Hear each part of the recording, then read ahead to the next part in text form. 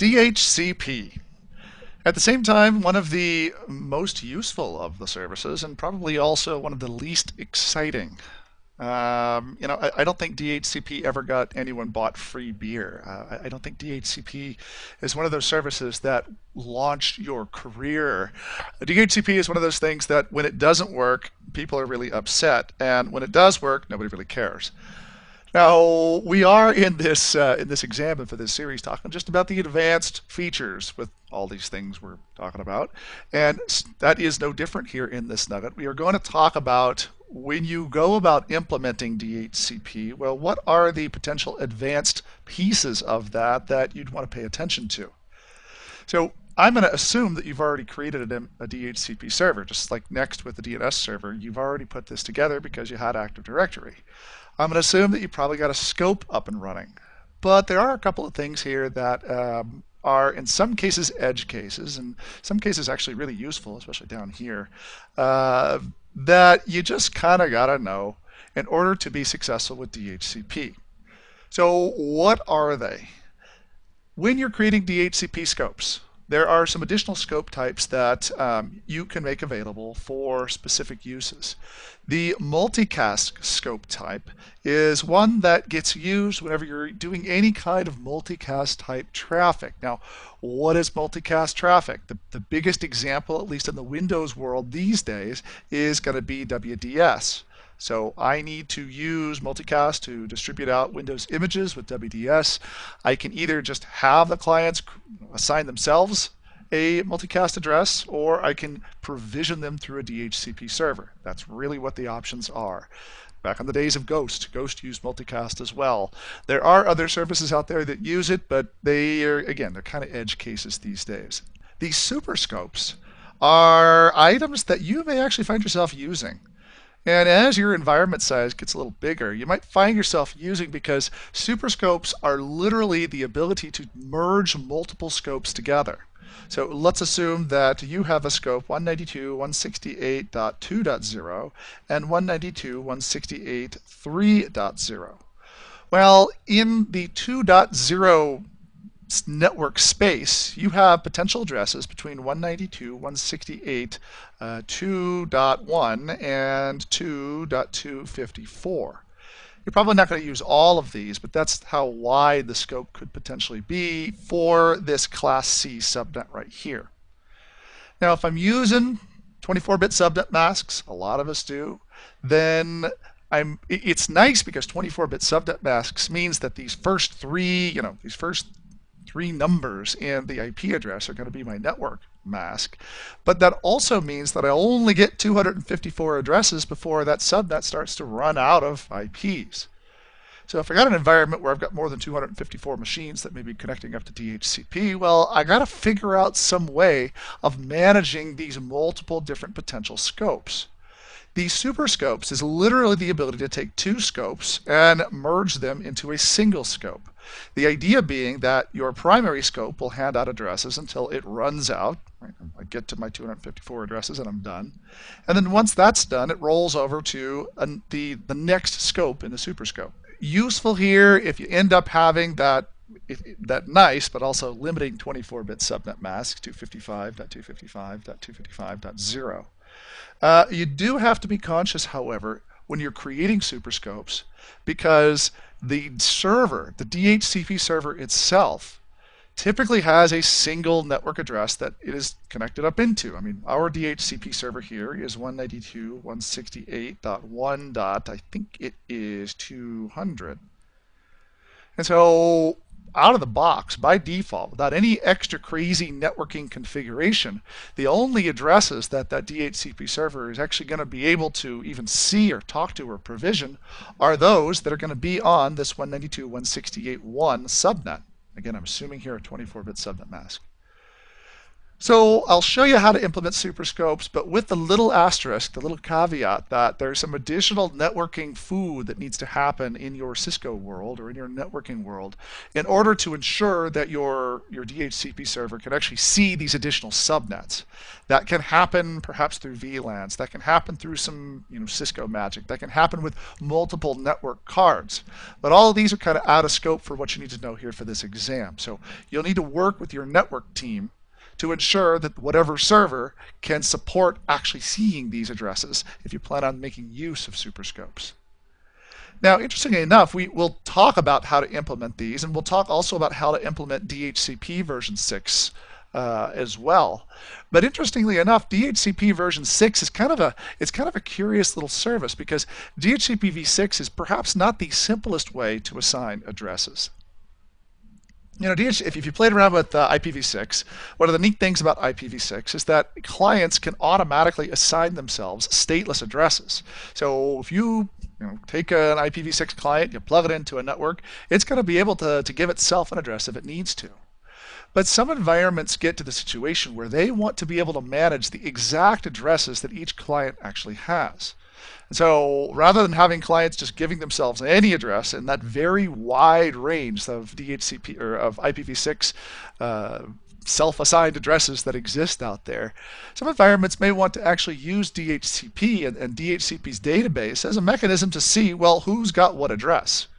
So you implement DHCP v6 not so much because you absolutely need it for auto assignment of addresses.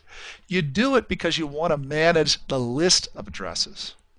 Now, a couple of interesting caveats here too is that with DHCP v6, you can assign an address. You can get an IP out to a user, yay, but you cannot actually use DHCP v6 to assign a gateway, a default router to a machine. In order to accomplish that, you have to have some other mechanism outside of DHCP v6 in order for those machines to get their default route. That typically happens again at the network layer. Your routers advertise their default route and the client obtains it from there. Where you can actually use DHCP v6 is in assigning options that are other than the default route. So maybe like a DNS server, for example. You want to assign a DNS server, or you want to assign a NetBIOS name server, or any of the multitude of possible additional services that are associated with networking. So you implement DHCP v6 primarily because I want to be able to see who's got what, and then to manage these additional types of scope options that are out there. But recognize again that there is that limitation because, well, you're not going to be able to get gateways. And so with DHCP v6 alone, your machines will not be routable. These days, most of this happens at the network side anyway, so you know what? This is something that you'll implement in combination or in cooperation with your network teams. We will in this nugget also talk about some of the HA options, high availability options for DHCP, of which there are now two, DHCP failover and split scopes. So back in the old days, the split scopes option was the way in which we would have more than one DHCP server online. And split scopes are very simple in that you literally have two different DHCP servers with two different databases. So here's my server and here's the database that it's connecting up to. And a split scope literally splits the scope so that some portion of the addresses go on one server and some portion of the addresses go on the other server. So back to our example here between 1 and 254. Let's assume that I want to split the scope in a 50-50 situation. So I'll put from 1 to, what is half of 250? 125 plus 1, 120, I don't know. Here, let's do 127, easy number. So from 1 to 127 on one scope, and then from 128 to 254 on the second scope. This is a 50-50 split. In the old days, more commonly, you would see not a 50-50 split, but in fact an 80-20 split. So 80% of the addresses on the primary server, 20% of the addresses on the secondary server. You might be asking yourself, well, why would I do an 80-20 split if I have this range of addresses? Wouldn't it make sense to actually load balance these addresses between these two hosts? Well, it does. However, in the split scopes world, when I'm literally just taking the address range and handing out some to one server and handing out some to another server. One of the limitations here is the fact that these servers have no idea which addresses the other server has handed out. So when I end up in that situation where one of the servers has died, the other server, it has no idea what's already been released. And so we tend to do it in an 80-20 world, because if I happen to lose my 80% server over here, well, then the 20% server is not so much there for absorbing all the need for DHCP services for an extended period of time, but the 20% is there just so that it can support any DHCP requests for the short period of time it takes to get my main server back online. So less so for a failover, there for just temporary DHCP services should that primary server go offline. Now, over the years, people have kind of said, this is kind of dumb. And wouldn't it be nice if we had some sort of clustering solution, that's a loaded word, but some sort of solution that allows these two servers to actually know what's going on between the two servers? Well, thankfully, in Server 2012, we implemented a new technology called DHCP failover, which is a much better solution for managing scopes, because the primary difference here is exactly this, that there is one scope. It's balanced between two servers, and when the scope fails over to the secondary server, well, then the secondary server has the complete database and a complete understanding of which addresses have been handed out. This is awesome, and in fact, if you can implement DHCP failover, it's probably the better solution for the two. We are in this nugget also going to talk about a couple of little minor things as well. We will talk about how to make sure that you register DNS. You register addresses with DNS, so your DHCP server becomes a proxy, more or less, in some cases, for registering DNS addresses as they're handed out. There's also the need for name protection in the case where I have non-Windows clients that may be attempting to register through DHCP and also through DNS. And then I want to show you a couple little things like filters and policies and just some other kind of advanced topics not listed here, but that can be useful as you implement your advanced DHCP servers. So let's talk about each of these tasks in turn: superscopes, multicast scopes, DHCP v6. I'm here on DNDC1, and I'm going to go here to DHCP, and I will show you the crazy, exciting console here of DHCP. You've seen this already because you played with scopes before. And here I have a scope set up, 192.168.1, 100 through 150. If I'm creating a superscope, typically the superscope is something that's created between scopes of different subnets. So let's say I were to create a new scope here of 192.168 2.100 through 2.150. This is just a label here. And I'll start it from 192.168 2.100 and 192.168 2.150. If I choose the next button here, and I'm going to avoid the exclusions, keep the same least duration. I'm not going to worry about DHCP options, but you could configure those like DNS servers and Win servers and BootP servers or what have you. I'll choose next here and finish to create this secondary scope. When it comes time to actually create my super scope, and activate that scope there. When it comes time to create my super scope, literally all I'm doing is taking a couple of addresses, so 192.168.1 and 192.168.2. Well, come up with a better naming whenever you do yours. Choose next here, identify the scopes that I want to add to the super scope, and I'm done. That's literally all that you have to do with super scopes.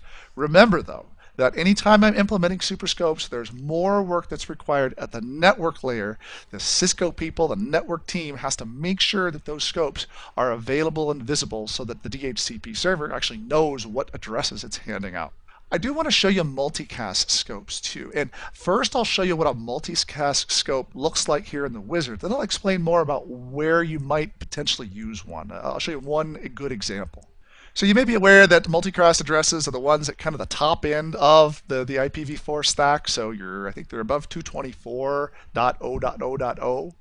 Multicast are reserved addresses, and the whole point behind multicast, if you're not already aware, the whole point behind multicast is so that one server can send out essentially one stream of packets that gets received at the exact same time by multiple machines at once.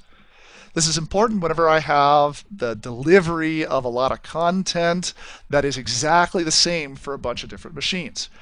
Ghost is a perfect example. Windows deployment services are perfect examples because using multicast, I can send out one copy of the operating system I'm attempting to deploy, and each machine receives it and then processes it all at once. Now, one of the interesting things about multicast is that in almost all the environments I think I've ever been involved with, multicast has been something that has been absolutely verboten, forbidden, shut down, and prevented by the network teams. And one of the reasons for that is that multicast happens to be fairly notorious in flooding a network anytime you have a major multicast stream going on. And so you can imagine if I got this WDS server that's sending out this operating system and multicast is exposed everywhere on the network, well, that can have the potential of really flooding the switches with traffic and reducing the overall performance. So even though you can create multicast addresses in virtually every environment I've ever worked with, multicast is shut down so that it cannot pass a subnet boundary. You can do it inside a subnet, but it'll never pass through a router.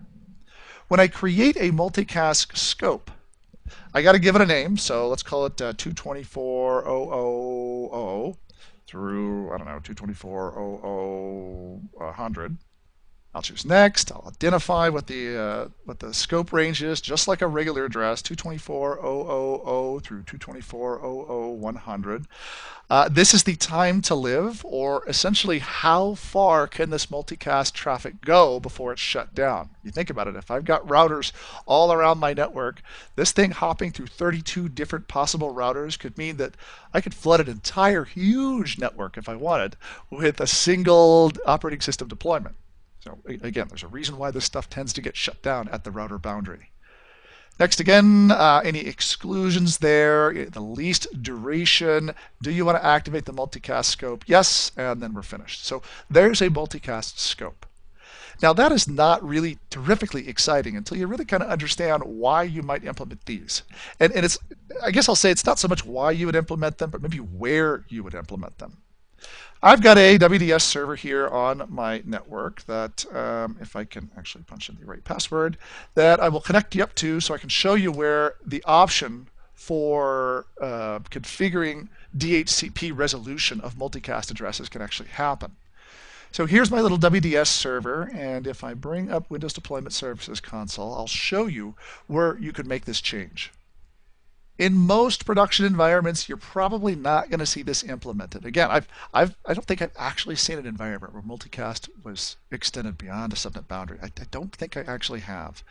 But if you wanted to, here under Properties and the Multicast tab in WDS is where you can define where you're actually going to pick your multicast IP address.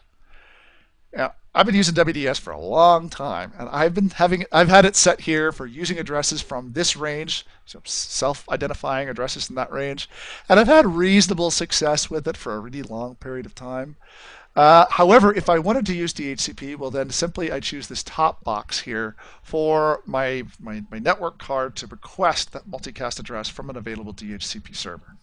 So you can choose which option you want. If you have more than just a few clients that are doing WDS at the same time, you probably might want to do this one because your clients may end up conflicting with each other if they're all trying to self-select whatever address is available in that 239net subnet.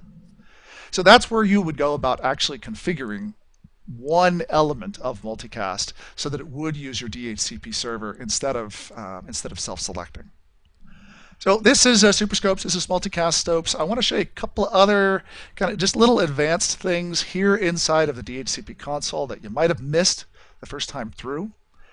First one here are filters. Just be aware too that these filters allow me to either filter in or filter out specific MAC addresses. So if I know I have some MAC addresses that I want to ensure do not ever get a DHCP address, well, I can drop them here in my deny list. as a new MAC address with a description to say, you know what, that MAC address will not receive DHCP services. Conversely, over here, I have an allow filter which can do the same thing. This MAC address will receive DHCP services if I want to turn this on. I can also set some policies here as well. These new policies are defined to give you just a little tiny bit more of granular control over the incoming clients, the requesting clients that need an address, and what kinds of configurations you might give them. So if we create just a test policy here, where this thing gets used is based off of a series of conditions that you may configure here. And you don't see this get implemented too often, because more often than not, it's the network location of the client that determines what kinds of network addressing it needs, or network options that it needs, more so than any configuration of the client. But you can go through and by vendor, by user class, by MAC address if you want, by fully qualified domain name. You can go through these relatively minor categories to create a policy that lets you then determine which scope options you're going to associate to that particular device. So if I choose, I don't know, a vendor class equal to some option here, Windows 2000 option, okay, and you'll have to go identify what those are because they can be different for the vendor. If I set those in here, throw in a prefix wildcard, I just want to kind of show you what you get is you get the ability to configure, as you can see here, the DHCP scope options that should be associated to that device. So if I've got a particular device, I want it to have a different time server, or if I want it to have a different log server, all these old school ancient DHCP options, you can accomplish that here. You know, fantastic test question. How often do you see this in reality? Not that often. You know, every so often you will see. If you recall back that we created our multiple forest environment, one option you may actually see is here, not under vendor class, but fully qualified domain name. So, for example, if I have machines that are coming in that are advertising themselves as something.specialized.net, well, then I can provide them with different scope options if I want. Maybe point them to a different, I don't know, maybe point them to a different default gateway or a different route. All the options are there for you. Recall again, many of these technologies were implemented during a time that these were the only ways of doing these sorts of network controls. And so they're here, but a lot of them are here kind of as artifacts of a time long past. So policies and filters, fantastic advanced little things that you can add in here with your IPv4 scopes.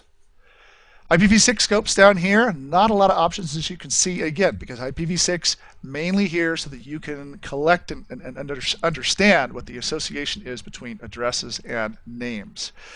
Creating an IPv scope is pretty much similar to creating an IPv4 scope. You just have to put things in, obviously, in IPv6 notation.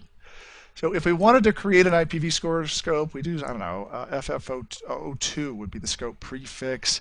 I can set here as my IPv6 prefix is FF02::, and then identify what the preference should be. This preference value, if you have multiple DHCP servers, the server with the higher preference value will be the server that your DHCP v6 clients are going to point to first. That's all you need to know here with the preference value. Choosing next, and typical exclusions there, what the least time is, and there's your new IPv6 scope.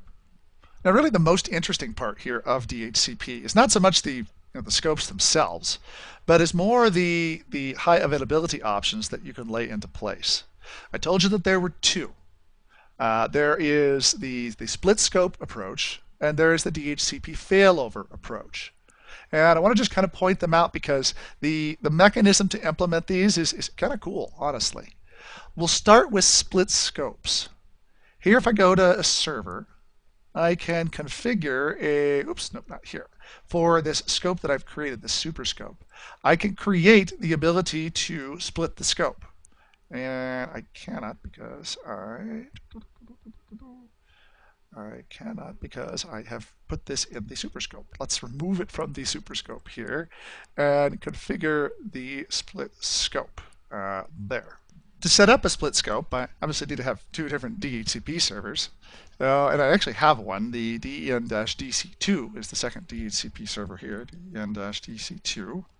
I'll add it. That is the server I want to add. It's down here, DC2 to the console. Choose next. And then here is the lovely little percentage of split option. I love this little drag box that I can drag it back and forth. Do I want to do 80-20? Do I want to do 50-50? How do I want to split the scope, the addresses in this scope? 80% over here, 20% over here, and what exactly will be the start and end addresses associated with that percentage split? When I'm done, I choose next. There is my delay between the primary scope and the secondary scope. Remember, I told you that the reason we do split scopes is not for load balancing. It's for failover for short-term outages. So in ensuring that I set the host DHCP server with a higher, or excuse me, with the added DHCP server with a higher delay in the DHCP offer ensures that that second DHCP server only starts answering queries whenever the primary server is offline. Okay, so I want to make sure that we put in a delay over here to the second one so that that second one is only being used whenever I'm overloaded or not functioning at all. Choose next over here and finished to create that split scope configuration. Now that is the old way of doing things. And in fact, even prior to, I think, Server 2012, you kind of had to set these things up almost manually.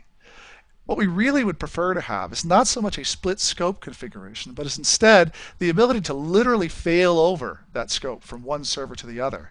I'd like the secondary server to be aware of the addresses that the first server has actually released so that I can support having that second server be my DHCP server for perhaps something more than a very short outage, maybe an extended outage. When that happens, we need to turn on failover. And failover, you can think of it kind of like Windows clustering, like a service that is sitting on top of Windows failover clustering. Except the good part is that in order to use it, you don't have to implement a Windows failover cluster. All the extra infrastructure that's necessary to get that Windows failover cluster up and operational. So if I want to implement DHCP failover, I can configure the scope that I want, identify what the partner server will be, which again will be DEN-DC2, create the relationship name here. What's the client lead time? Am I load balancing or doing hot standby here? The hot standby, as you can see, only does 5% for the role of the partner server. The load balance here does 50-50 for the different scopes, but I could adjust it if I wanted to. Do I want to protect myself against the scope failing back too quickly? Anytime you're dealing with a clustered service, you got to worry about the failover happening and then failover and back and forth as the result of some intermittent problem. And so I can set up the switchover interval to be something less than immediate or something more than immediate. This will protect me from just those two servers bouncing back and forth, thinking each one's the primary because of some short-term problem. Do I want to have them authenticate to each other? And then what's the shared secret going to be between those two servers? I'll punch in some shared secret. The shared secret is what's used to create that failover relationship. Choose Finish, and we have a successful configuration of failover. Once it's configured, there's really not that much to see here. I can take a look at the scope here and view the properties, see the failover tab, and see that, yep, we are in load balance. The state is normal. The state of the partner server here is normal. If I want to fail it over, I just power off the machine or shut down DHCP services to see this thing fail over and fail back. And you'd be saying, you know, I wish there was just more instrumentation here. But in comparison with trying to set this thing on top of Windows failover clustering and all the bells and whistles and knobs and buttons you have to turn over in failover clustering, this is awesome because with something as simple as DHCP services, I just want failover to function, and I don't really want intricate control over it. It's a fairly simple service. And so greatly simplifying these makes things far more easy for us when we have to manage it over a period of time. While I am here, I'm going to show you two additional pieces that are also objectives for the exam. And they're properties that we can see here on the Properties tab of any of the scopes that we create. The first one here is just recognizing that there are a variety of options for having a DHCP server manage the registration of DNS records on behalf of the client. So here you can see we're enabling DNS, this is right out of the box, DNS dynamic updates if requested by the DHCP client. So if the DHCP client is requesting a dynamic DNS update, which is one of those settings whenever you're, do you want to request your DNS server on behalf of your DHCP server, whenever you configure the client, the DHCP server will do that for you. Do you want to discard the records when the lease is gone? Generally a good idea to help you scavenge that database. Do you want to dynamically update records for clients that do not request updates? So if you've got a really old client, like those running Windows NT4, I hope you don't have too many of those still laying around. And then also, do you want to, in rare cases, do you want to disable dynamic updates for DNS PTR records, reverse records?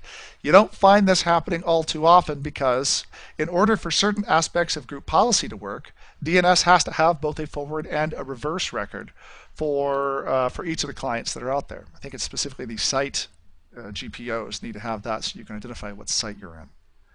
So these are the options that are there. I would know what these are. The other one I want to show you is right here, DHCP name protection. Now, occasionally you may end up with a situation where your DHCP server is registering names for clients. But in some cases, you may already have a registration for that client existing in DNS. This can happen when you have non-Windows machines that are updating their DHCP records. You can have this happen when machines that aren't going through DHCP are updating their DNS records. And so because of that, because DHCP does not have single control over that DNS database, you may end up with some situations where DHCP needs to register a name. Well, name protection helps you in these situations because it ensures that the DHCP registration doesn't overwrite the existing one in DNS. This name protection can help you to ensure that a client that has not gone through DHCP is not going to end up getting its DNS record overwritten. Very useful selection here. Nice one to have in place so that your DNS and your DHCP aren't overwriting each other. So again, DHCP, wonderful solution, one of the most useful solutions that's out there in the world, but at the same time, perhaps not one of the most exciting solutions that is out there. What have we talked about in this nugget? We've talked about some of those advanced things that make up a DHCP solution. We talked about how you might and when you might incorporate superscopes, and the rare chance that you might actually implement a multicast scope. We talked about DHCP v6 and how you can use it, but there is that limitation with setting your default gateway. There's a little bit of extra effort that's required at the router side, at the network side, in order to accomplish those if you're in a IPv6 network. Talked about some of those really cool high availability options like failover and like split scopes that now exist in DHCP. And then a couple of the minor configurations like name protection, DNS registration, filters, and policies, all of which are useful so that you can ensure the right clients end up with the right configuration. Coming up next, we're going to talk about the other half of network registration, and that is network resolution, DNS. DNS these days is the mechanism that clients use to find each other and to find network services. And while you have a DNS server already in place, because we have an Active Directory in place, there are some advanced DNS settings that we have to take a look at, and some of them are actually kind of cool. That is the topic for our next nugget, so until then, I hope this has been informative for you, and I'd like to thank you for viewing.